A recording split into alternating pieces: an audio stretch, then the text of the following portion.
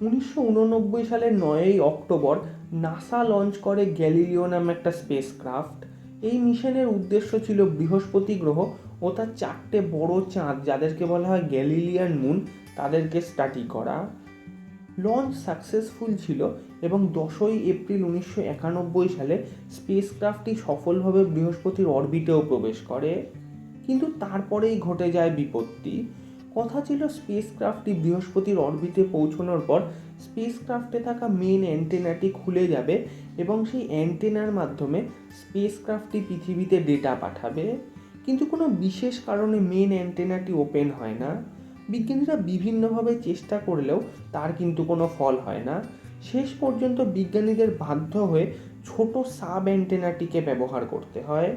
যদিও মিশনটি বেঁচে যায়, তবে সঠিক পরিমাণে ডেটা কিন্তু রিসিভ করা সম্ভব হয়নি। তারপর বিজ্ঞানীরা এই ঘটনার কারণ অনুসন্ধান করতে শুরু করেন। অবশেষে যে কারণটি বিজ্ঞানীরা খুঁজে পান তা হলো কোল্ড ওয়েল্ডিং। এটা এমন একটা পদ্ধতি যাতে কোনো ধরনের হিট বা মেল্টিং ছাড়াই দুটো ধাতু পরস্পরের সাথে মিশে যেতে পারে। আর এটা মহাকাশ গবেষণার ক্ষেত্রে খুবই বড় সমস্যা সৃষ্টি করতে পারে। তাই এই ভিডিওতে আমি আলোচনা করব কি এই কোল্ড ওয়েল্ডিং আর কিভাবে বিজ্ঞানীরা এই কোল্ড ওয়েল্ডিংকে ব্যবহার করেই টেকনোলজিতে বিপ্লব ঘটানোর চেষ্টা করছে। ভিডিও শুরু করার আগে অনুরোধ, যদি এখনও আপনারা আমাদের চ্যানেলটি সাবস্ক্রাইব না করে থাকেন তাহলে অবশ্যই সাবস্ক্রাইব করুন এবং পাশের বেল আইকনটি ক্লিক করুন। প্রথমে বলি কোল্ড ওয়েল্ডিং কেন ঘটে। ধাতুর মধ্যে ইলেকট্রনরা ফ্রিলি মুভ করতে পারে। যদি একই ধাতুর দুটো প্লেটকে পরস্পরের কন্ট্যাক্টে আনা যায় আর তাদের মধ্যে যদি কোনো হাওয়া, ধুলো বা অন্য কোনো কন্টামিনেট না থাকে, তাহলে ওই ধাতুর মধ্যে থাকা ফ্রি ইলেকট্রনগুলো একটা প্লেট থেকে অন্য প্লেটে সহজেই যাতায়াত করতে পারে। রিচার্ড ফাইনম্যানের ভাষায় বলতে গেলে অ্যাটমরা বুঝতেই পারে না যে তারা আলাদা দুটো বস্তুতে আছে। এর ফলে ধাতুর প্লেট দুটো কোনো ধরনের হিট বা মোল্টিং ছাড়াই পরস্পর জুড়ে গিয়ে একটা বস্তুতে পরিণত হয়। এবার প্রশ্ন হলো যে তাহলে আমাদের চারিদিকে তো এই ধরনের অনেক ধাতু একে অপরের কন্ট্যাক্টে থাকে, তাহলে সেই বস্তুগুলো কেন পরস্পর জোড়া লেগে যায় না? এর কারণ হলো পৃথিবীতে থাকা বায়ু এবং ধূলিকণা। প্রথমত, কোল্ড ওয়েল্ডিং হতে গেলে সম্পূর্ণ বিশুদ্ধ এবং একই ধরনের দুটো ধাতুর প্রয়োজন। আলাদা আলাদা ধাতুতে কিন্তু কখনোই কোল্ড ওয়েল্ডিং ঘটে না। তাছাড়াও প্লেট দুটোকে সম্পূর্ণ বিশুদ্ধ হতে হবে। প্লেটের উপর কোনো ধরনের কন্টামিনেট থাকা যাবে না।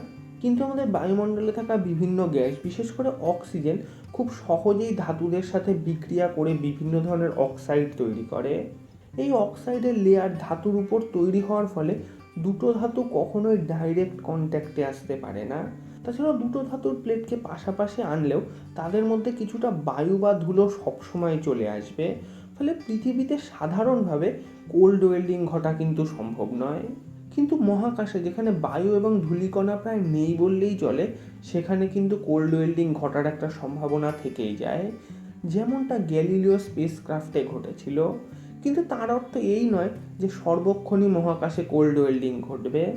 তাহলে তো কোনো স্পেসক্রাফটই মহাকাশে কাজ করতো না। যখন পৃথিবীতে সেই স্পেসক্রাফটদের তৈরি করা হয়, তখন সে স্পেসক্রাফটের ধাতুগুলোর উপরে বিভিন্ন ধরনের অক্সাইডের লেয়ার অটোমেটিক তৈরি হয়ে যায়।